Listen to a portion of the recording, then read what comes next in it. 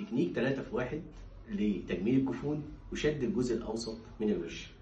الحقيقة هو ده مش الاسم العلمي بتاعه، الاسم العلمي بتاعه هو بريفروبلاستي ويز ميد فيس ليفت، ولكن أنا بقول 3 في 1 علشان أسهل على الناس إنها تفهم التكنيك ده عبارة عن إيه. التكنيك ده إن إحنا بنعمل من خلال فتح عند الرموش السفلية، عند الرموش بتاعت الجفن السفلي اللي إحنا بنعملها علشان نعمل تجميل الجفون.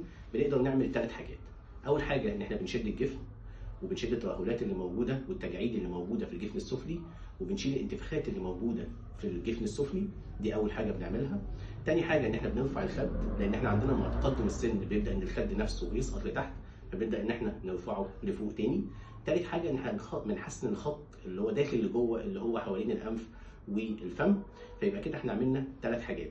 اول حاجه عملنا تجميل الجفن السفلي، تاني حاجه رفعنا رفعنا الخد، تالت حاجة حسنا الخط اللي داخل لجوه اللي حوالين الفم والأنف.